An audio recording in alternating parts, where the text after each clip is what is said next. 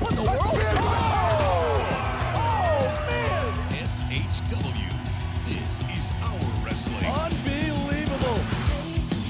You think you could walk all over me, but I don't see that happening. We're warriors. This crowd is going ballistic. We told you anybody could show up here tonight. The Lynch Mob are your first ever SHW Tag Team Champions. You're kidding me. And listen to this crowd. They're loving it. Joe Black is your RumbleJack 2020 winner. Unbelievable. This is insane. You get a moonsault, and you get a moonsault, and you get a moonsault.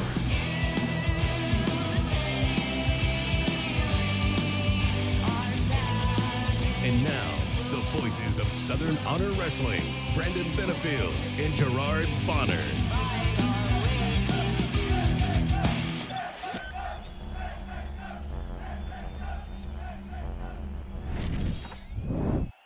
Well. We are back on the podcast, SHW. This is our wrestling. It's me, B Double. It's GB Gerard Bonner, my broadcast partner, and we are coming off the heels of our big return show this past Friday. The RumbleJack happened. It came and went. Yes. How you feeling, buddy? Man, you know what? I'm safe. I'm alive to tell the story.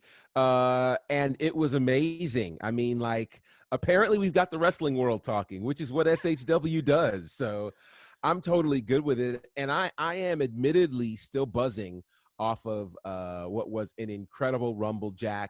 We knew it was going to be amazing to get the SHW faithful back. I think that it blew everybody away in terms of how many people showed up, in terms of the event itself. Everything was just amazing. It's good to be back at SHW.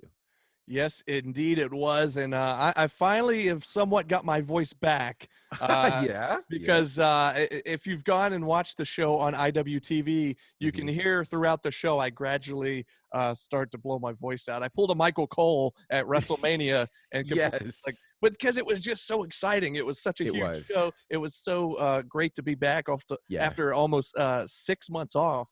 Yeah. And we returned in a big way. Yes. And, of course, I mean, it was just how can you get any bigger than RumbleJack? What a way to return. What a way to return. And I mean, it was fantastic. I mean, I don't have enough adjectives to describe really how incredible it was. Just the feeling, first of all, of seeing everybody again. Nobody was really sure what would happen, you know, how many people would show up, what would the energy be like. And for an event to have only gone on sale 3 hours before bell time, you know, I mean, like, we have to consider that, you know, this was the first event where we didn't do pre-sale tickets. And so I know, you know, Gary and Dylan were all worried about who's going to show up, et cetera, et cetera. And I was like, guys, it's going to be great. Like, people love SHW. We'll be fine. Yeah. And they're like, you're okay. And anyway, speaking of which, we got one of the guys, the masterminds behind putting this whole show together, and a guy that, honestly, I'm surprised we haven't had on the show just yet, but he's the booker for SHW.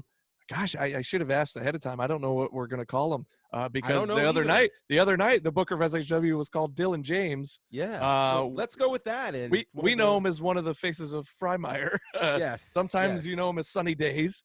Or Dylan Frymyer, whatever you want to call him. Yeah. He is our guest on this week's show. So without any further ado, here he is, Dylan James Frymyer, Sunny Daze. Check it out. All right, guys, we've got another great interview lined up for you today. And listen, if you were at the RumbleJack, you understand how big of a deal it was. And if you followed SHW at all, you need to understand the brainchild behind what gets produced on the first Friday of every month for now nearly 2 years. This is one of those behind-the-scenes guys that really makes everything work for more places than you think. So it's an honor to have him hanging out with us today. It's the boss man, Dylan, the artist formerly known as. No, it's Dylan. He's hanging out with us today. Dylan, what's going on, buddy? Not too much, man. Recovering from the weekend. That's it. But and what a weekend it was. It was good to have some kind of feel of normalcy for sure. Yeah. You know. Yeah. I was telling before we got you on here, I was just telling GB, like my voice is finally mostly back at this point Right. because I definitely blew it out on Friday night during the show. And I forgot to Yeah. grab some bottled water, and we didn't have an intermission because we just packed all the action in there. And Yeah. so at some point, and you know this because you're the or you or whoever's editing the show, Right. heard, Brandon sounds a little raspy there throughout the show because it gradually Yeah, got a little we more skipped hoarse. intermission. We skipped intermission to try to keep everyone in their seats. Yeah. But yeah, Smooth. it was a great night. Yeah. So Yeah, speak on that a little bit. I mean, you and I talked briefly, and we saw you're going to have the Twitter trolls and the online Sure. people giving you crap. But we knew that before the show even happened, that Right. there were going to be people griping about why are you doing the show? Why are you doing an indoor show? I mean, talk to that a little bit and your thoughts. Obviously, we put a bunch of protocols in place as much as we could. But just what are your thoughts on some of that, some of the feedback?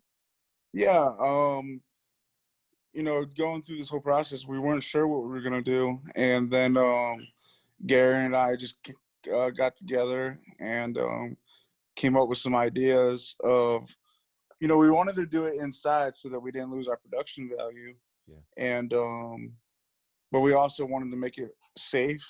But also, the most important thing was for people to feel comfortable, no matter which side of the fence you're on in this time, because this is a time where everyone's on a different side of the fences, and I'm one of those guys that's in I'm actually trying to build the fence, so I'm in the middle. Right. Probably using the hammer on the fence. So I don't have a real opinion one way or the other, at least not a controversial opinion or whatnot.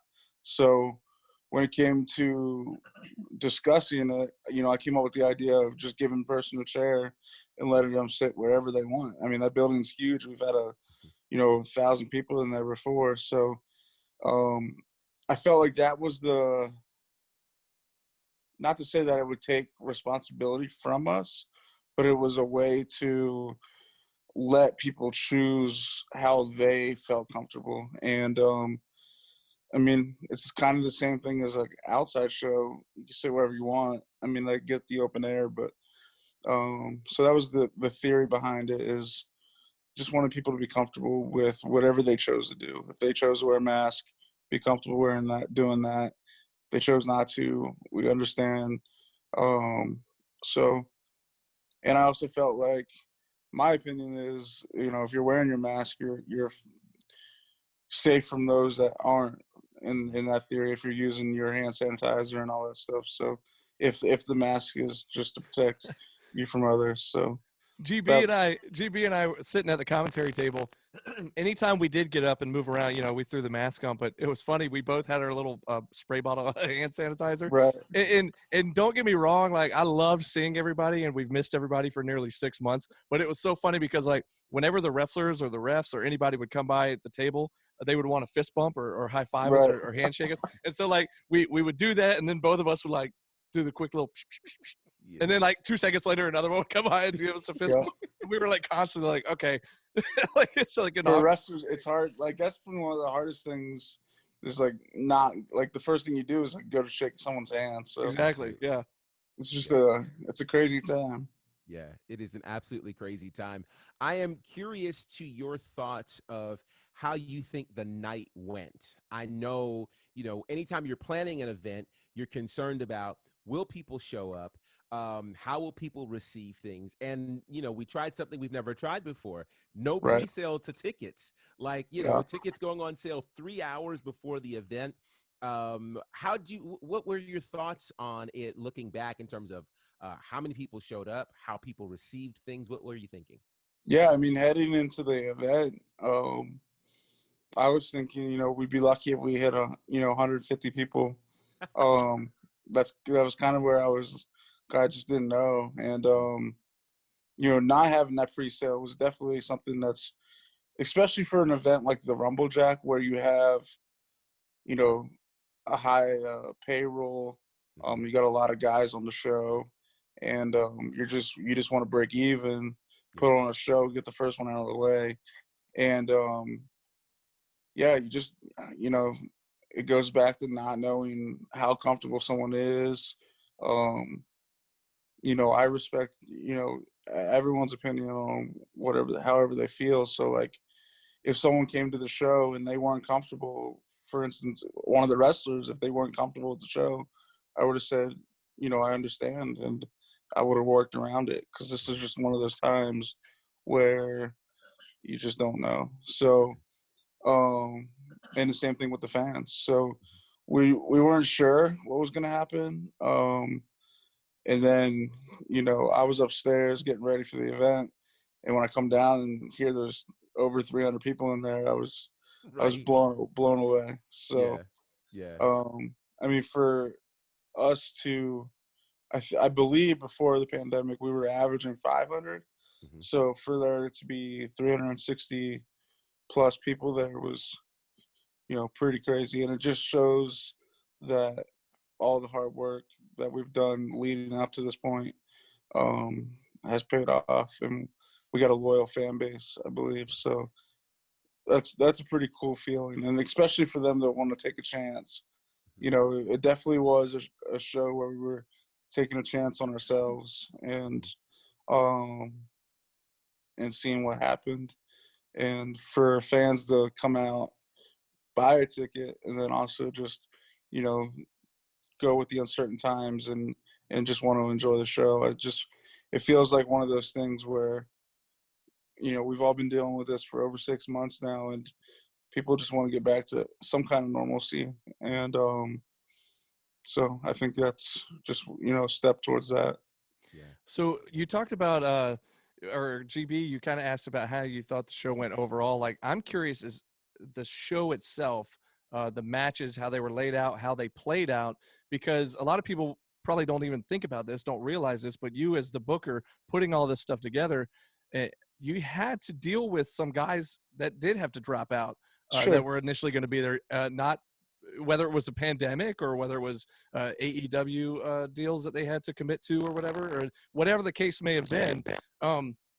Despite all of that, like all that craziness, people dropping in and out left and right, whatever it may be, how Right. do you think it all played out overall, despite all that Yeah. stuff? Yeah, you gotta be ready to roll with the punches. And you know, I had an idea of the AEW stuff coming up. Um, so I was kind of aware of who I might lose.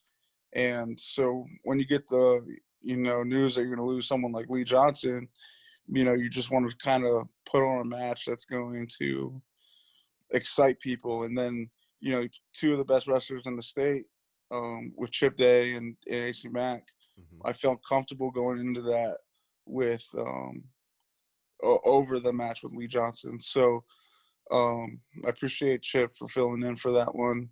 And you just, yeah, like I said, you just want to excite the fans. When it comes to the RumbleJack, spots just opened up, and then it was more like who's available, but it was also like what gets people excited, or what gets people talking, or how's it gonna. And I think we hit those things. I think we did stuff for the fans. We excited some of the fans, and then we also did stuff that was inside baseball a little bit, but Right. Mhm. but it, but it got people talking. And you know what I wanted to get out of the whole night was a sense of community.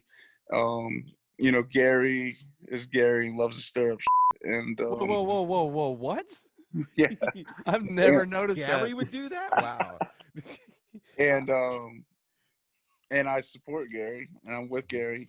But when it came to creating the little bit of story that we did, um, working with Todd Sexton and Matt Hankins and stuff like that, I think it was just a sense of community for Georgia wrestling.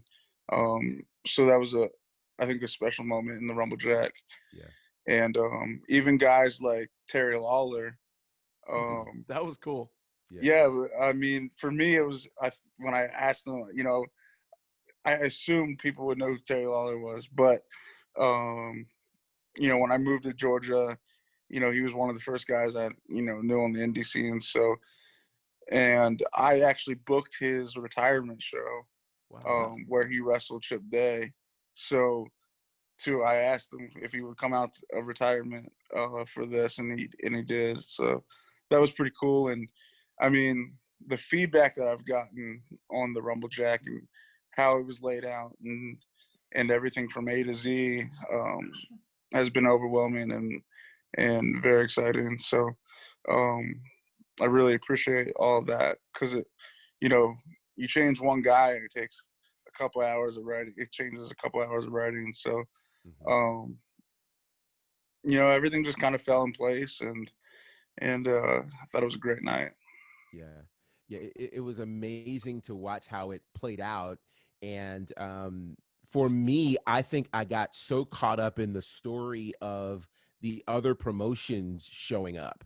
For Right. me, that was one of those, it felt like, oh my God, there's a Georgia invasion happening. And like, holy cow, like this is not supposed to happen. Like this is crazy.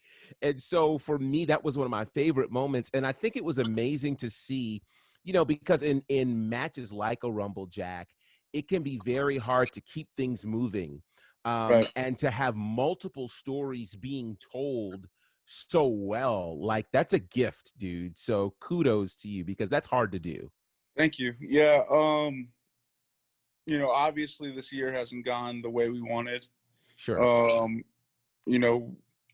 And when I was putting it together, running through my head is crushing everything that I wanted to do all year into one match. Yeah. And also just making, you want that anniversary show to feel really important as well. Yes. So the best way to create stories is through that RumbleJack. But I knew with time not being on our side for this year that that it had to be flawless in the storytelling, because that was the only way people were going to care about some of the matches at the anniversary show. So it just took a lot of time to write stuff and bouncing some ideas off people, and it all just came together. And yeah, like I said, I think we really did put the foundation in place for the anniversary show, and that was the main goal. So I got to tell you, I got a little nervous at one point because you kind of teased that Gary might actually enter the RumbleJack at one point. Nathan actually did enter the RumbleJack at one point.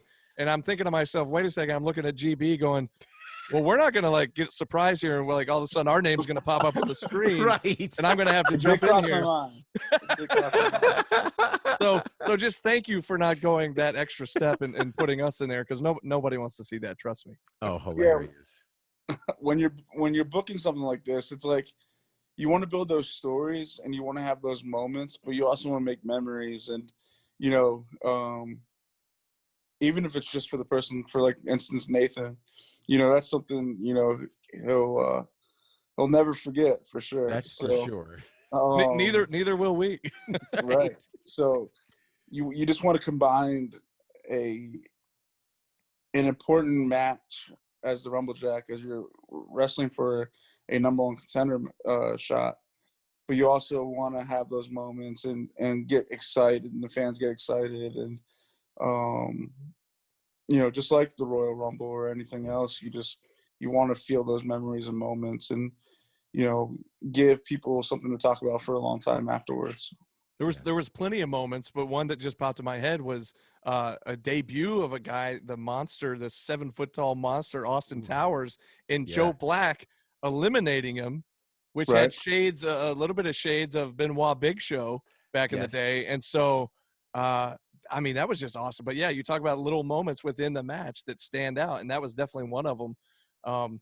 Speaking of which, gosh, we got to get Austin Towers back sometime. And could you imagine like the different matchups, like him versus a Logan Creed, or him versus a Judas, or something like that? Just like that guy, whew, he was intimidating, dude. That was exciting. He's a big boy. Yeah.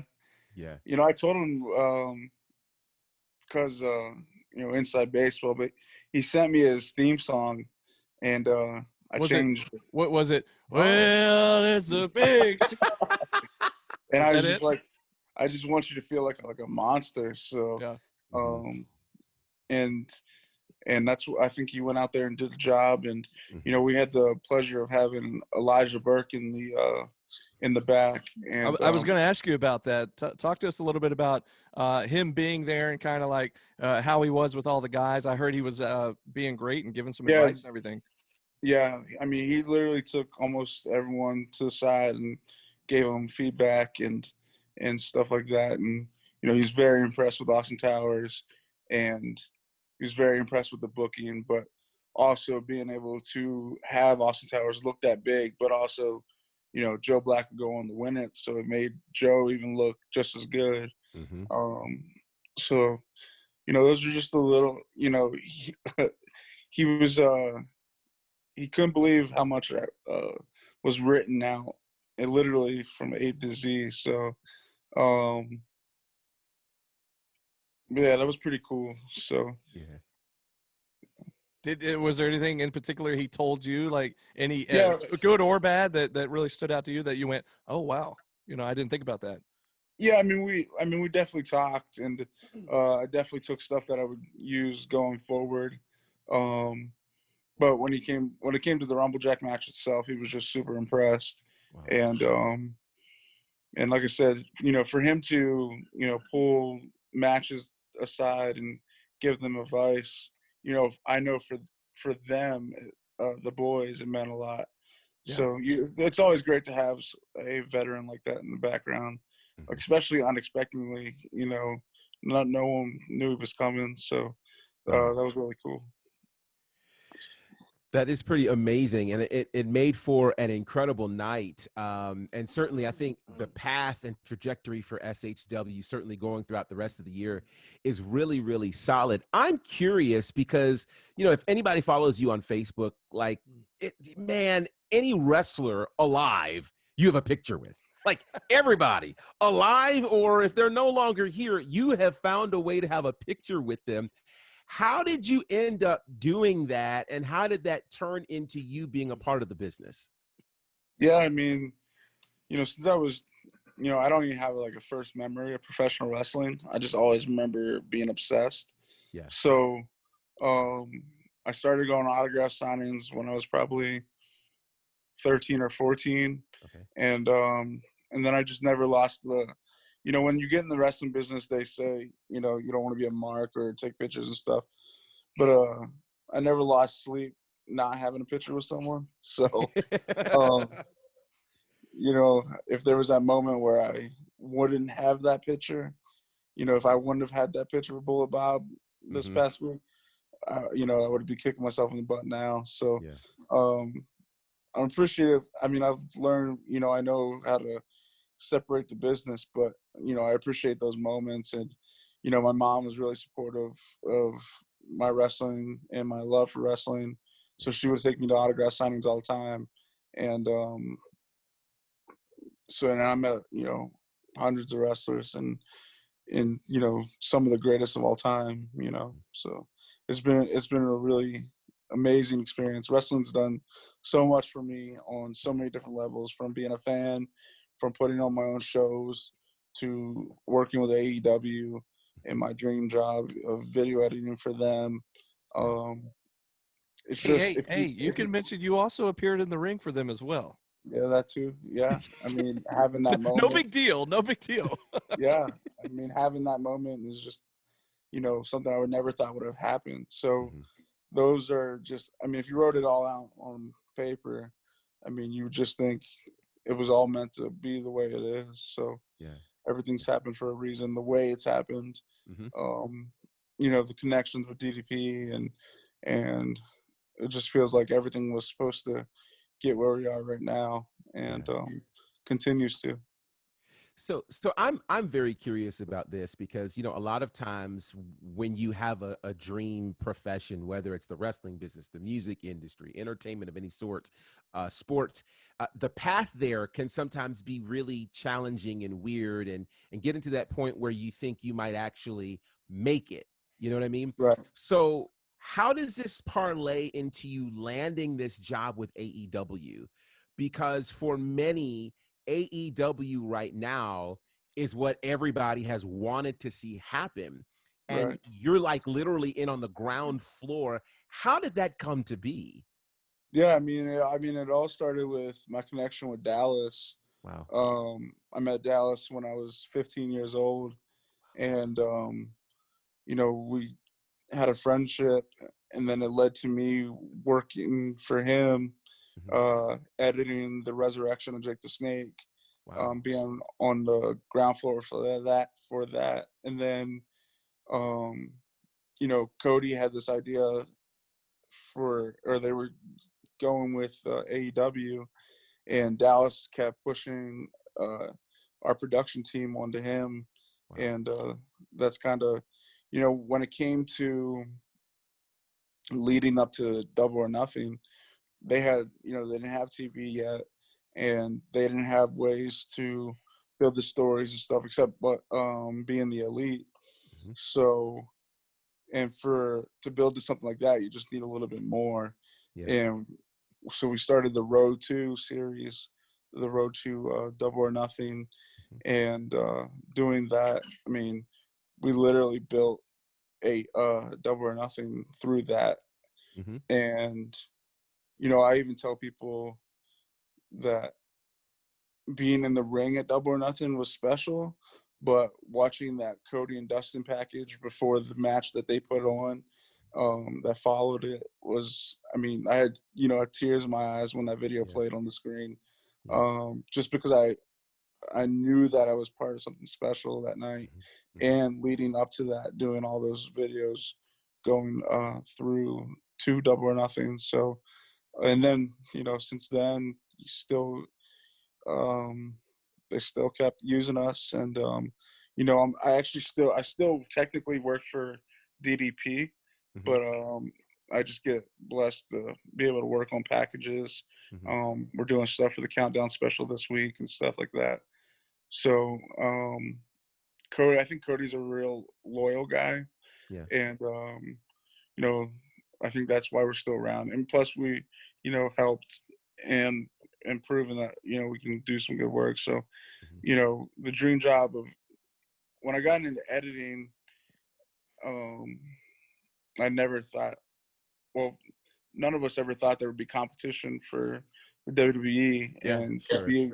to be on the ground floor for that has just been amazing, and um, I couldn't be any more blessed Yeah. to have those opportunities. The first the first show on TNT after years. The opening package played, and then the match, the hype match video Mhm. for Cody versus Sammy played. So that was the first bit of wrestling on TNT.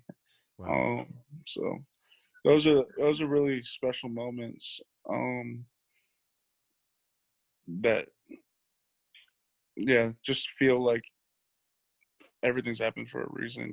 Like I said. Mhm. It's so surreal too, and I know it is for you definitely, but even for us, just because we know you, it's like that. What's the game? The 7 degrees of the Oh Kevin yeah, Bacon 6 thing. It's degrees like of 6 degrees, separation. whatever, Yeah. whatever it is. which Like, which I met, by the way. So did you? Of course, I saw your picture. That's what made me think. congratulations. That's for all Ians. Yeah. Wow. So, but that's what like any kind of degree of anything is like us with Dylan. We're like, well, Dylan Mhm. knows this guy and this guy, this guy, this guy, this guy. Mhm. But no, man, you talked about Double or Nothing being the first big thing. And I remember I got the pleasure of actually going down to DDPY Performance Center down there in Smyrna. Pat, our buddy, our former ring announcer, Pat Yeah. McDermott, who we all miss dearly. Shout out to Pat. But he like kind of put together a little viewing party down there for Double or Nothing. And so I know you were super proud and getting teary-eyed being there at the event and seeing your work. And then of course you were in the casino battle royale and all that. But we Right. were all there at the performance center watching that, and I'm pretty sure we all had tears in our eyes too, like getting choked up, like that's our boy, like that's Yeah. we know him, like that's Yeah. amazing. And so, man, Yeah. we were super proud of you for that, and just I can't even imagine how cool all of this has been. This last like year and a half or however long it's been, it's got to been so surreal, such a whirlwind. It seems like. Yeah. Like I said, just being a wrestling fan my entire life, um, and then the wrestling scene dries up a little bit, and you just never think that something like this is going to happen, and then you're a part of it. you know, as a fan, as an employee, or just being a part of the ground floor, and um, throwing ideas out there sometimes. I've had some ideas picked up that would be part of stories or something. Wow. Not often, but it's happened, and it's a really cool feeling. Yeah. Yeah. So let me ask you this. You mentioned something that I thought about. When you talked about that period where, of course, there really was no competition for WWE. The indie scene had kind of dried up, after the Monday Night Wars and all those types of things. And so really in the last 5 years or so, we've seen such a renaissance and a renewing for pro wrestling in general, whether it be the indies or New Japan, or now what we're seeing, of course, with AEW. So I've got to ask you this, now that we are, I won't say through the pandemic, but we're certainly starting to come on the other side of it. What do you think is the state of pro wrestling right now? I mean, you have a very unique view, being a part of AEW, running SHW and the like. What do you think is the state of pro wrestling right now? Hmm. Yeah, I mean, that's hard to say right now Sure. because of everything. My vision for professional wrestling, even for indie wrestling, has always been what I'm doing with Southern Honor.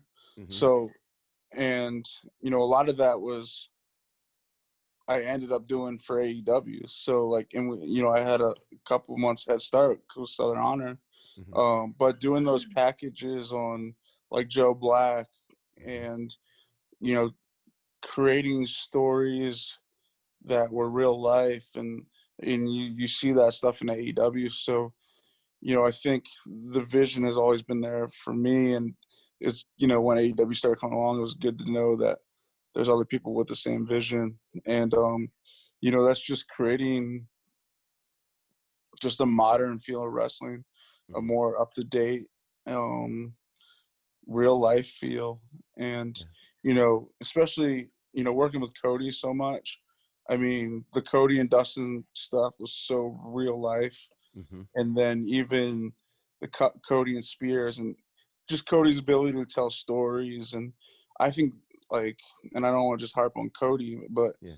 I feel like that's what wrestling is, and Mm. it is telling stories, and it is entertainment, but it's also just it's got to feel like real. It's got to be something you can connect with, Yeah. and so when it comes to the state of pro wrestling, we're definitely in a.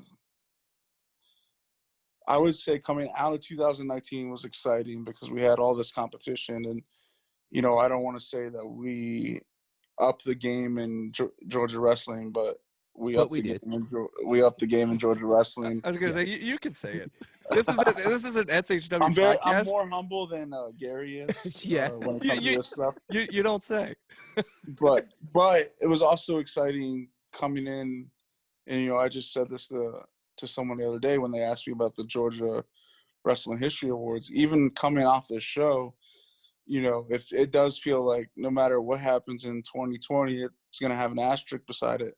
And um, I feel like there was so much potential for us to even get better because we know that everyone, like, there's other companies that were getting better, or trying to get better, or at least spending a little bit of more money than they usually would to try to compete. And if that happens to me, like, if someone comes in, as if we have the money or not, I'm always going to try to compete Mhm. when it comes to production or anything like that.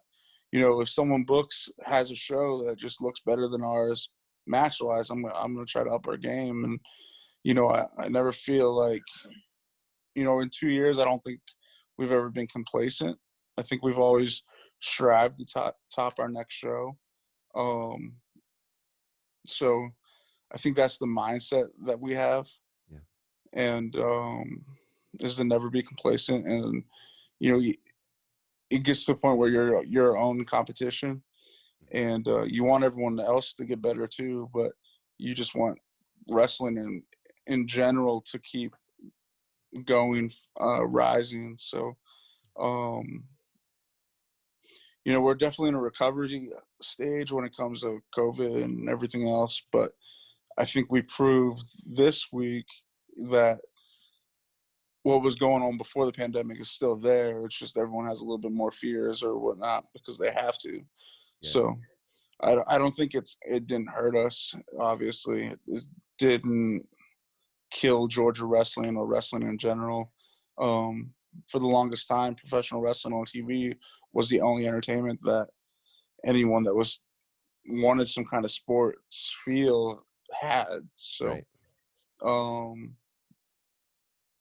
so I think we're still in that stage where we're like on a break of a boom. So it's kind of how I feel. Awesome. I agree. I mean, I kind of feel, to your point, not only with SHW, but with AEW as well. Like AEW was on such a roll when the pandemic hit. And the same thing with us with SHW. Like we were on such a roll. And like you said, coming off of 2019, sweeping all the awards, and then we had to slam on the brakes in March. Right.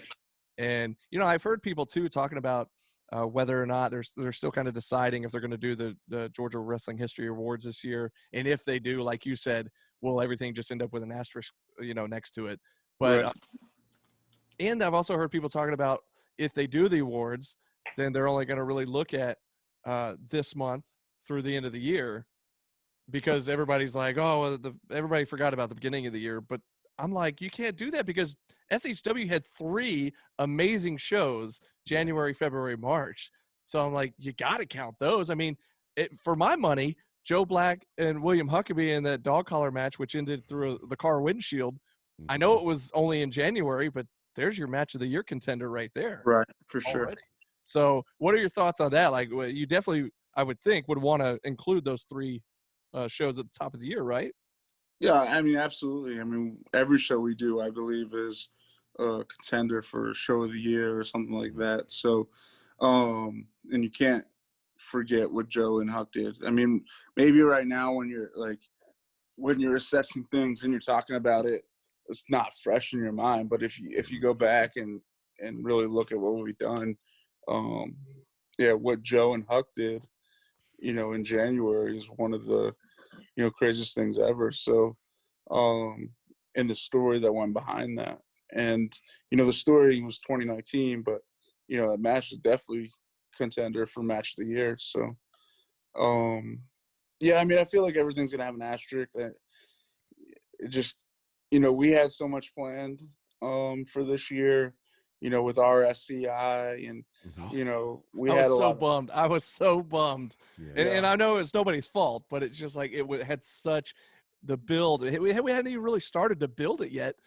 other than you had announced a few little things, and we were so excited. So, Gary, we had Gary on the podcast, several weeks back. Actually, I guess it was right when we announced that the RumbleJack was returning. So whenever that was, back in July maybe, and we asked him about the SCI, like when that could possibly come back, and he said at this point it's just gonna, 2021. Like there's no way to really get it by the end of this year. So I totally get that, and it makes sense. Yeah, I mean, the decision was to go with the RumbleJack this year, and because the plan was there was going to be no RumbleJack again, and but it was kind of a pivot because of the SCI, not having the SCI, and needing to build those stories for the anniversary show.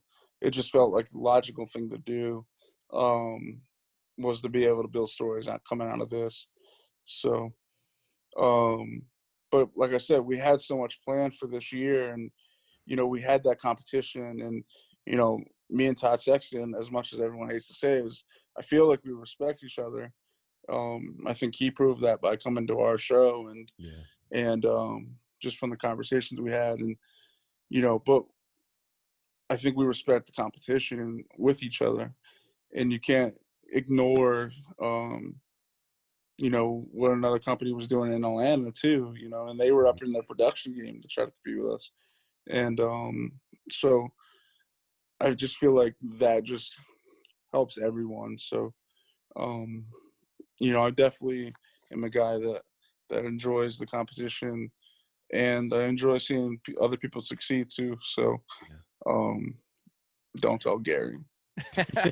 Hey, you know what? Just real quick, GB, and then I'll let you jump in here. But I selfishly, I'm just gonna say this. So there's never really been a commentary team award for the Georgia Wrestling History Awards. Normally, it's a ring announcer award. It's Right.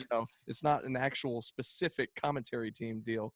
But I remember them talking about, okay, so I think for next year we're going to actually make that a category. And of course, Yep. now's the year where they might not even have the awards. So I'm like, really? Of all the years, when I know that me and GB would have run away with it. But hey, I'm not saying. I'm just saying. I don't know if you guys watched Full Disclosure this week, but Stephen Platinum puts both of you guys over very strong in that. Oh yeah. Yeah, so Wow. definitely Right check on. out that.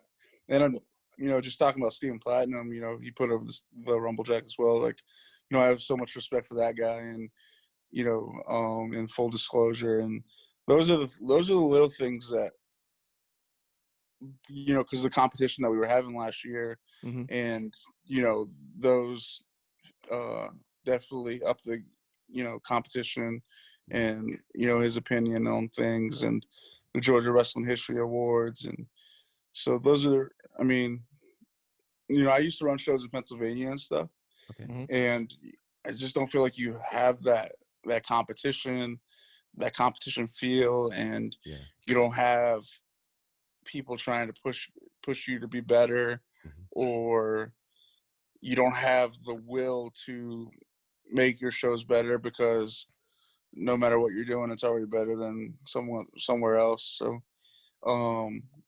I think that makes Georgia stand out. And I don't know what the indie scene looks on other places, but I think we definitely have a really unique community, indie wrestling here, Mhm. that hopefully one day will be seen more, for sure. Yeah. I Yeah. mean, we got guys like Joe Black and Corey Hollis when they're left off the PWI. That's it's a real bummer. But then you have guys that bust their ass like Ashton Starr that deserve it, and Sean Yeah. Dean, Mm-hmm. and they are getting seen. So I think it's just a matter of time, Mhm. which is crazy to say about guys like Joe and Corey who've been around forever and Yeah. just haven't been. It's just about being seen, I guess. So, Mhm. and that's why I hated this year, because I had plans on doing things like that I would think or wanted to at least get eyes on the product, but Mhm. more so on eyes on the guys. Yeah. So this year has been it is what it is, and I was when it comes to Georgia Awards, even though I believe about the asterisk and stuff, it doesn't. Every show I do, I'm striving to be the best, Yeah. and so I'm booking like the awards are in place and everything. Mhm. So, but even if there was no awards at all, I'd feel the same way. Yeah. There's a lot to be said for that, because I know most of us don't do what we do for awards. We do it obviously because we love it, and Right. there's the hope that, in fact, the award is that the fans enjoy what we're doing and that they Yeah. continue to come back for more. That announcer award would be cool though, but like it's See, right? just saying. But I mean, the point of it, to your point, is that the fans really are our reward. I am intrigued by the comment that you made relative to competition, because I do think competition, I mean, if we look at WWE, I think one of the reasons AEW had to happen was because WWE had gotten a bit complacent in their Right. product, in their presentation, and the people wanted more. And whether that came from New Japan or several other places, independent promotions eventually forming AEW, that brought this competition and made it a whole lot better.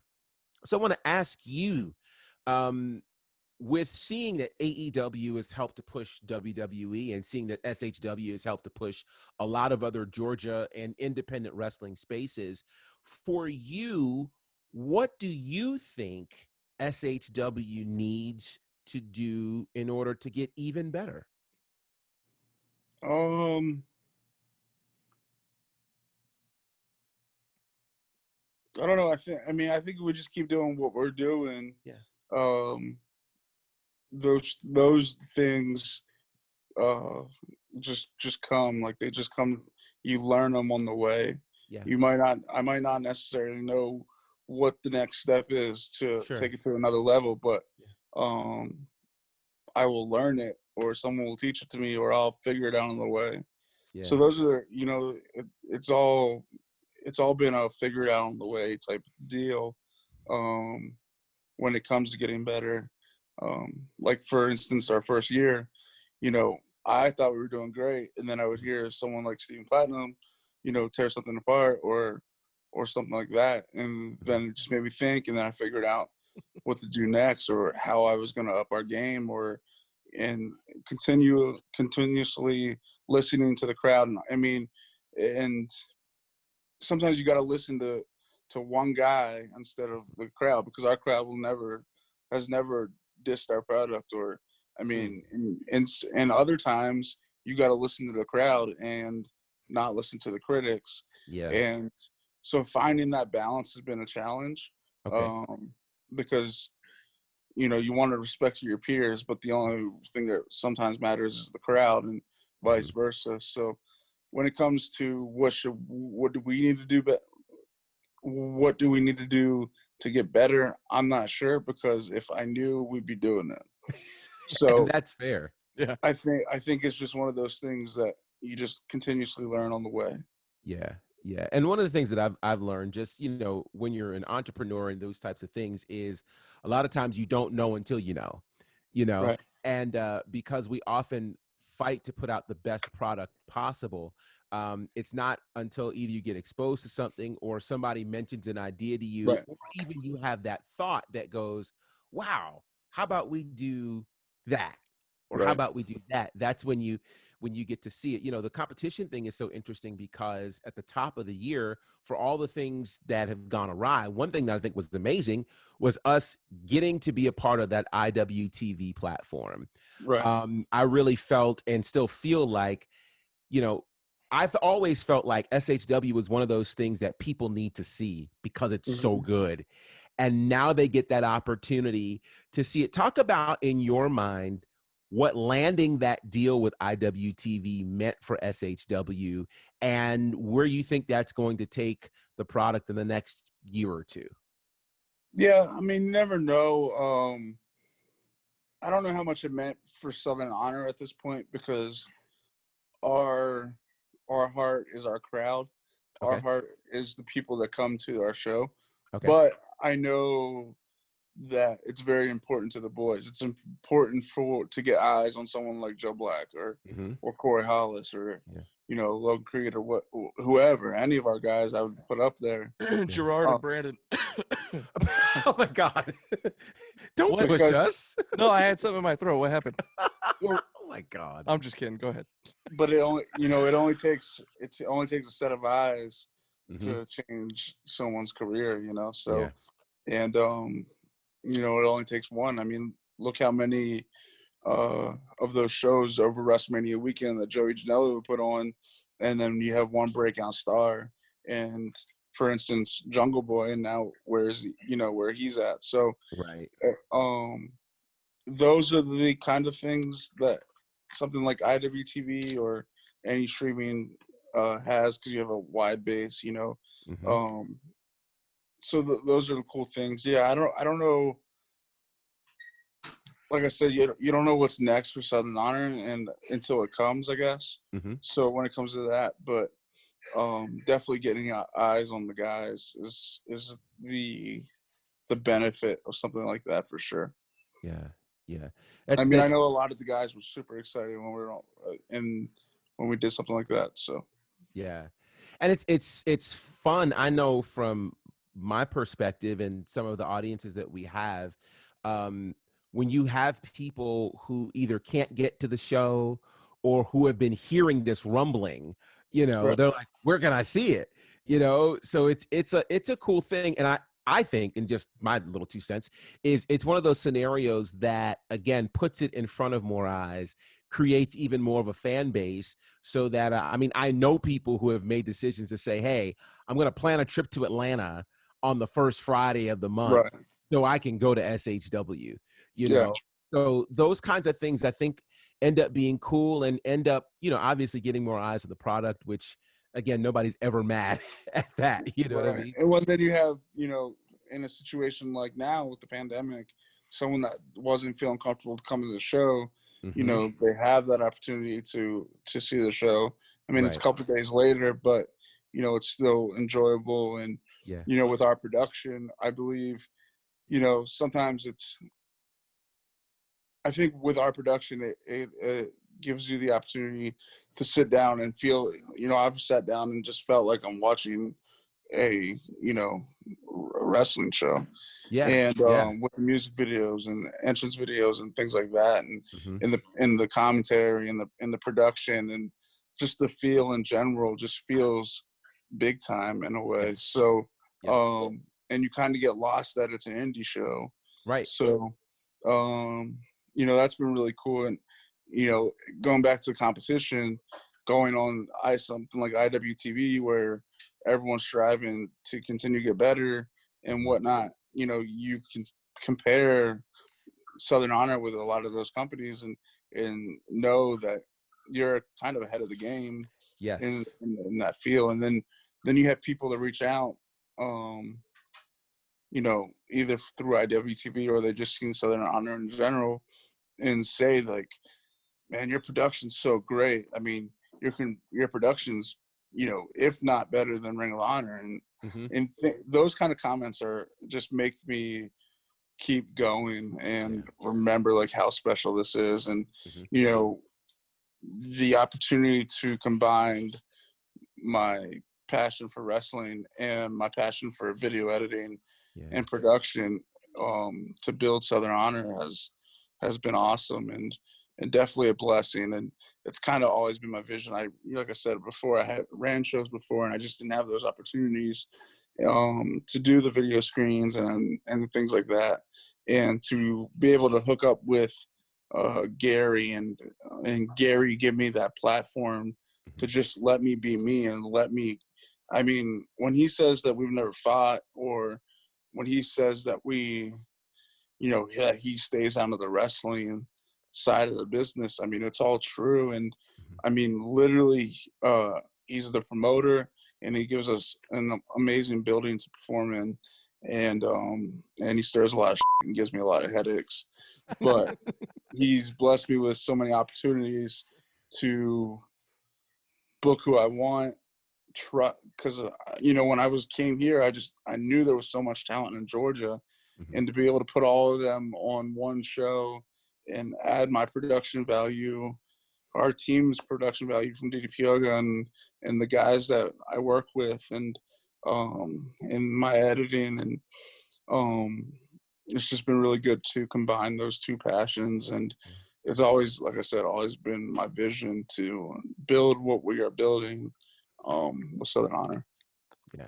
I love it. Just want to tell you real quick. I mean, you know, this is a SHW podcast. We're all SHW homers, and we're all putting ourselves over like crazy. Like with SHW is great. We all know it is, and it's fantastic. But I just want to thank you while we have you on here for letting us do what we love. Like just do something that we love, and it's just been a blast. And you know, I got to do it since the very first show, and I know GB jumped on last year with us, which has been great. And man, it's just been an absolute blast.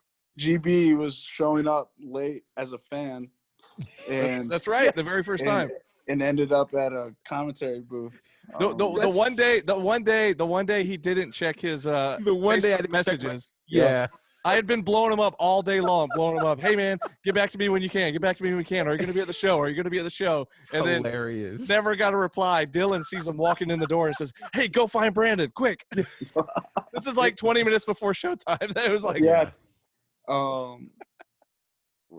But it worked out, man. It all worked out. It was great. It did. It did. Yeah, That day was crazy. we heard you guys talking about us on the faction, Mhm. and then I didn't even realize that you were coming to the performance center. Oh wow. And Gary put you over, and then you know I knew Brandon was talking to you and stuff. So Yeah. it's pretty funny.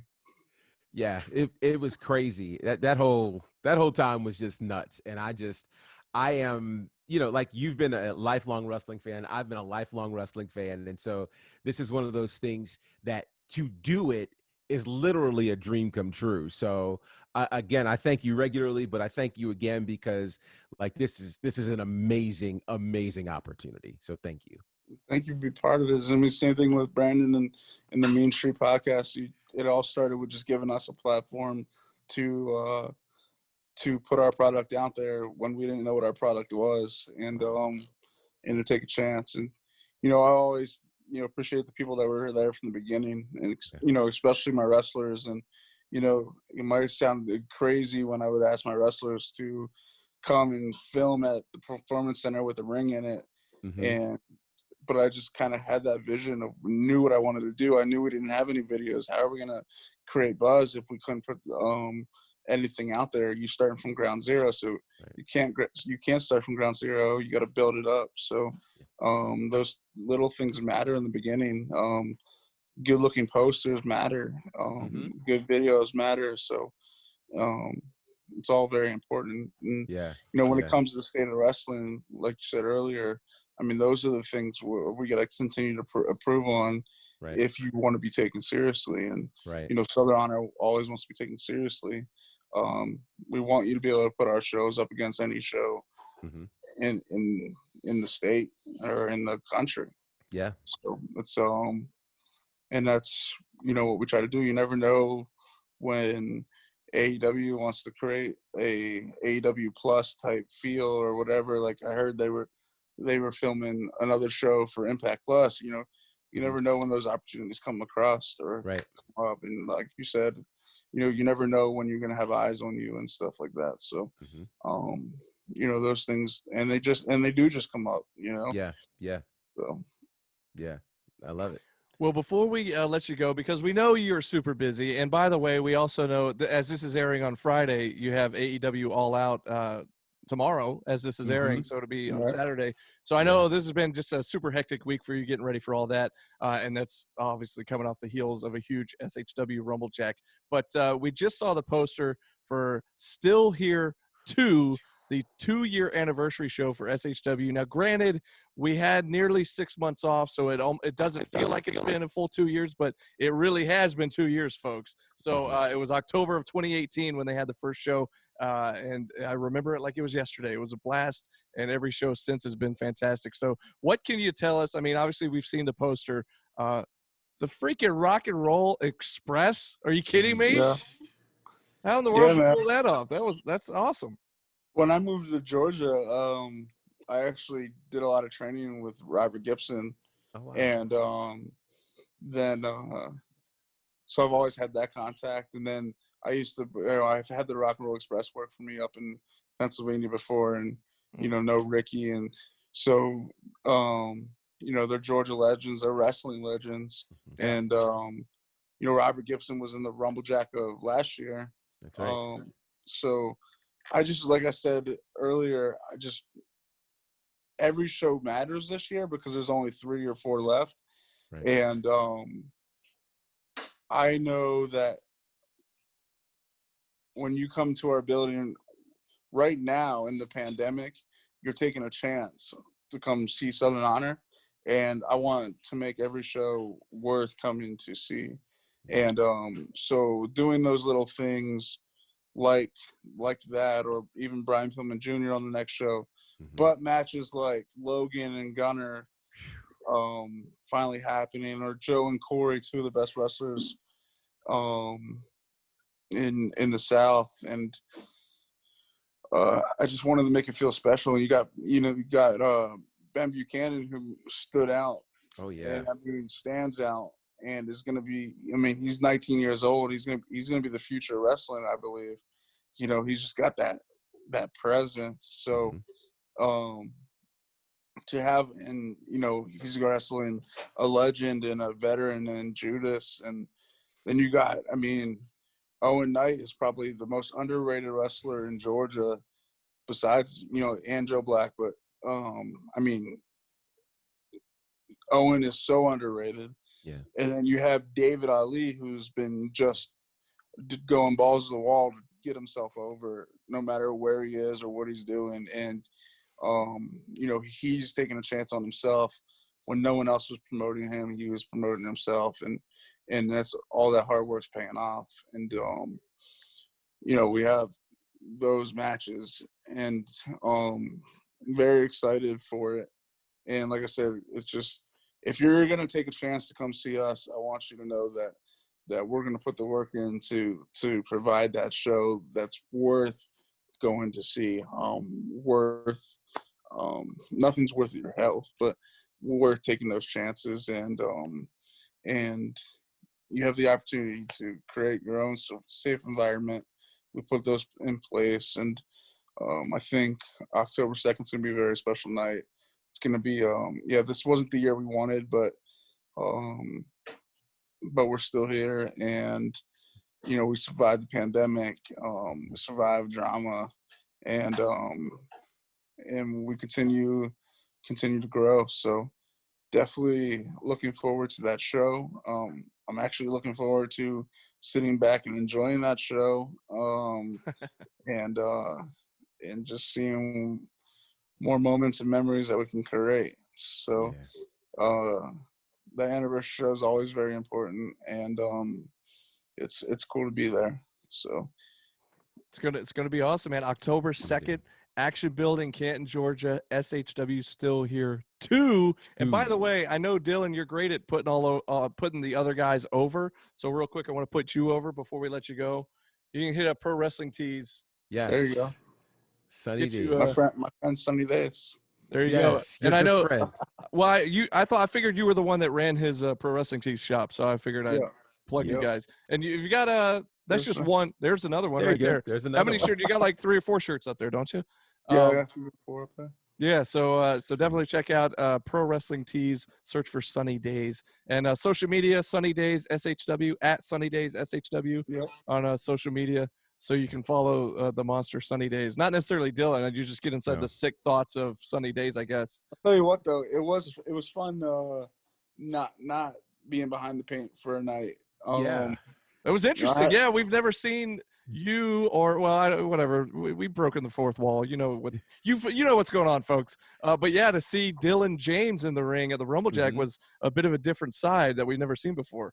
Yeah, for years I was James Dylan, and then we created the monster, and just never really been myself in the ring. So that was a lot of fun. It was a cool moment that we created. So it was a cool moment to have, and the crowd still cared. So they know, and for them to react like that was real special. So we created a lot of memories and moments that night, the RumbleJack, and very appreciative for everyone that worked that show and every fan that came out for that show. Can't thank them enough for taking a chance on us. We hope everyone stayed healthy. We hope everyone continues to stay healthy no matter what you choose to do. And, it's just uncertain times. But for one night, it was good to feel like I wasn't living in some kind of fear or something. Like it just felt right. It felt right. It felt right to be back and around, people that I care about and have that moment. And there was so many other people at that show behind the stage, guys like Rick Michaels, and I know Dave Manders came out, and and so many other guys that I have respect for. So Friday was a special night. There you go, and we're looking forward to another special night, like we said, October 2nd. Yes. GB, any last words before we let Dylan go here? Man, I just, again, appreciate you. I'm excited about what you're building in SHW and all throughout the world of pro wrestling. And as we always say, the best is yet to come. So kudos to you, sir. Yeah, thank you guys for being part of the team. And, thanks for giving me this platform to thank my fans and our fans. It's an honor. And we'll continue to strive to be the best. Absolutely. There you go. Well, we look forward to seeing you, of course, October 2nd. SHW still here too. And also, Dylan, good luck to you with All Out tomorrow night with AEW. Great show. Yeah, looking forward to watching that and cannot wait. But again, SHW still here, October 2nd. Ticket info will be coming soon, and all the other info about the show. So it can't get here fast enough. We've loved having you on with us, and buddy, Yes. we will see you really soon. Yes, Thank sir. you, guys. Thank Appreciate you. Awesome. Well, there you go. The booker, the man with the pen at SHW, the man behind all the madness that is Southern Honor Wrestling. Dylan, are we just saying Dylan? We're dropping the last names. We're saying Dylan. You know, he's Cesaro. He's such a diva, like Cher or Madonna or. Now I said Cesaro, and you go to Madonna and Cher. That's so funny. Oh Well, it's more diva like. Well, so be it. Now that was a lot of fun, and yes. I love stories like that because it does show, again, wrestling fan or not, your dreams can come true. You know, you just stick with it, and it's amazing how the path will seemingly chart itself. So I totally enjoyed that. And of course, if you guys missed the RumbleJack or anything else SHW, super easy to check out. IWTV is the place to go. Independent Wrestling.tv, $10 a month. You use SHW as your promo code. You get the first 5 days free. You can check out all of our shows there, including the RumbleJack, last year's RumbleJack, last year's anniversary, all of this year's shows. It's all there. Check it out. IWTV, available wherever you stream your stuff. Check it out. You can look at it on Roku, look at it on your iPhone, whatever. Yeah. And you know, we Apple talked TV, about all those places. Yeah, exactly. And we talked with Dylan about the first 3 shows of 2020 that, you know, we feel like are like there's a bad rap here where everybody's like kind of forgetting about those shows. The thing is, those were amazing. Those were 3 amazing shows. And so, of course, those are on IWTV, and you can go back and check those out. Do not forget those shows. They were incredible. I mean, if you go back and watch them, you'll see how amazing. And it's funny because, you know, everybody's talking about the Joe versus Huck match, which definitely is a match of the year candidate. But you could really make the argument in terms of other match of the year candidates. The whole Ashton Starr, Corey Hollis match could be there. The tag team title match inside the steel cage. There's a lot of options you can pick from in terms of the match of the year, but they're all on IWTV.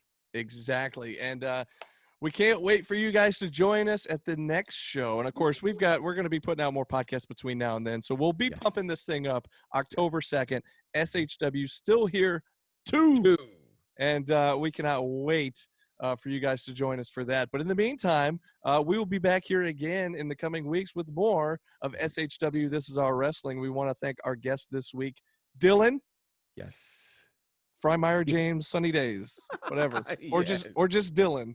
Yes. But man, what a fun interview with him. So, GB, anything else to tell the fans before we let them go this week? Now we're going to get out of here. It's been a great week. We've lost some amazing people. Bullet Bob Armstrong.